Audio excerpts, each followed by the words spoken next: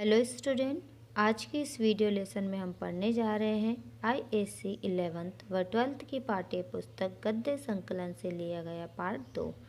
इस पाठ का नाम है गौरी और इस पाठ की लेखिका है श्रीमती सुभद्रा कुमारी चौहान। स्टूडेंट, हमने पहली 2 वीडियो लेसन में इस पाठ को थोड़ा थोड़ा लेकर पढ़ा था। आज हम तीसरी वीडियो लेसन में इस पाठ को थोड़ा और पढ़ते हैं। तो आइए पढ़ना शुरू करते हैं। फिर जब मैंने उन्हें समझाना कर कहा कि आप लड़की को देखेंगे, लड़की और उसकी माँ आपको देखेंगी, तब कहीं मुश्किल से राजी हुए। तो यहाँ पर जो राधा कृष्ण थे वह अपनी बेटी गौरी के लिए जो योग्य वर ढूंढने गए थे उनको वहाँ आकर लड़की देखने के लिए गुजारिश कर रहे हैं, लेकिन वह सीताराम जी लड़की को देखना नहीं चाहते, क्योंकि उनका मानना था कि अगर मैं लड़की को देखता हूँ तो उसका अपमान करता हूँ। लेकिन पिता की बार बार गुजारिश करने के कारण वह सीताराम जी राजी हो गए, यानी मान गए।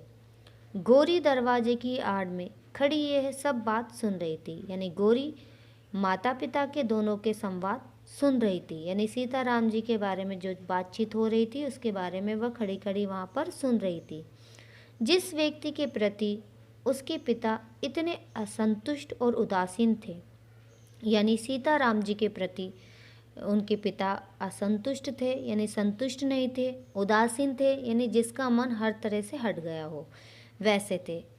लेकिन उसके प्रति गौरी के हृदय में अनजाने ही कुछ श्रद्धा के भाव जागृत हो जाते हैं, यानी उनकी बातें सुनकर गौरी के हृदय में सीताराम जी के प्रति श्रद्धा के भाव कुछ जागृत हो जाते हैं।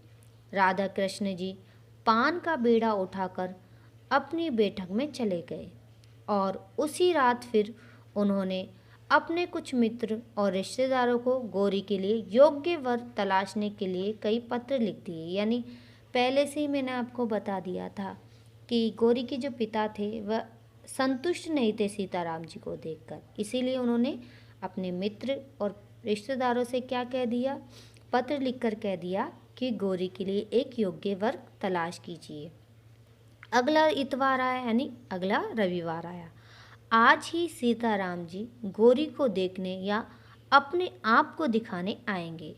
राधे कृष्ण ने यह पहले से ही कह दिया था कि किसी बाहर वालों को कुछ न मालूम पड़े कि कोई गौरी को देखने आया है।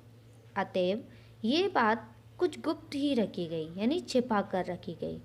घर के भीतर का आंगन में उन्होंने बैठक का प्रबंध किया था, यानी जो घर का आंगन था अंदर का, उसमें ही बैठने का प्रबंध किया गया था।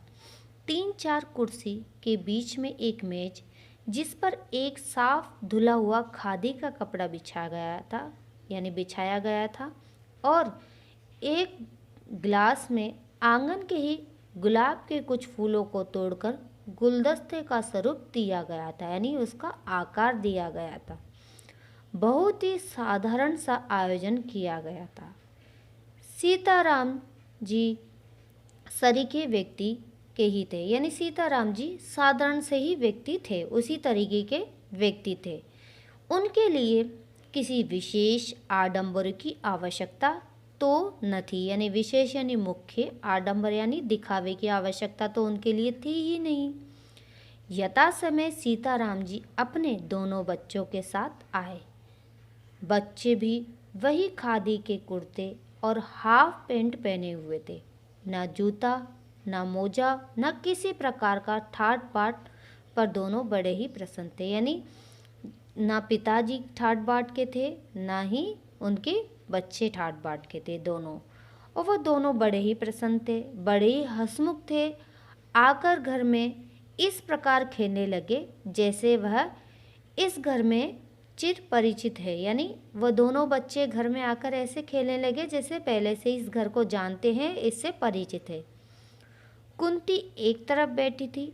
बच्चों का कोलाहल यानी शोरगुल से परिपूर्ण घर में क्षण भर के लिए नंदकानंद सा जान पड़ रहा था, यानी इंद्र के उपवन के समान स्वर्ग सा जाना पड़ रहा था। दोनों बच्चों के आने से, उनके शोरगुल होने से वह बहुत ही अच्छा माहौल हो गया था।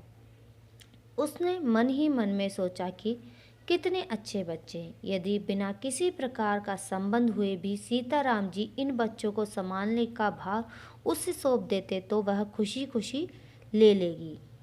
वह बच्चों के खेलने में इतनी तन्मय यानी लीन हो गई कि क्षण भर भी भूल गई कि वे सीताराम जी के पास बैठे हैं। यानी वह क्षण भर के लिए भूल गई कि सीताराम जी भी बैठे हुए हैं और उनसे भी कुछ बातचीत करनी है।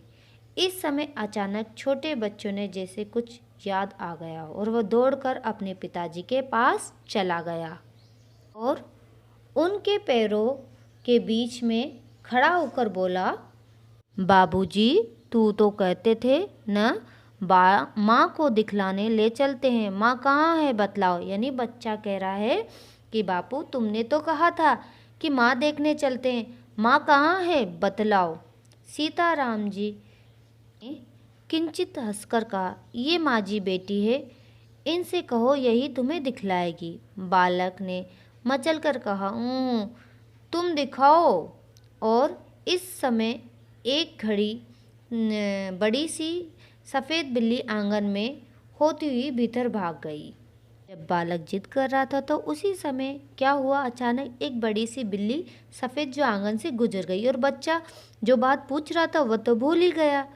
बच्चा बिल्ली के पीछे सब कुछ भूलकर दौड़ता हुआ अंदर पहुंच गया।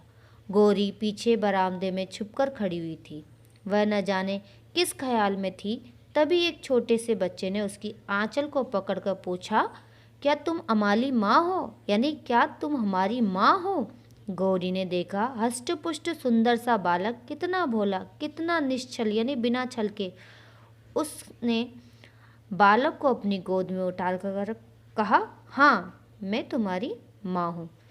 फिर बच्चे ने भी उसी स्वर से पूछा, हमारे घर चलोगी? यानी हमारे घर चलोगी? बाबू तो तुम्हें लेने आए हैं और हमें भी आए हैं। यानी बाबू तुम्हें और हमें ले जाने के लिए आए हैं। अब हम एक ही घर में रहेंगे। तो स्टूडेंट, हम इस भाग को यहीं पर समाप्त करते हैं। उम्मीद करती हूँ ये भाग आपको समझ में आ गया होगा।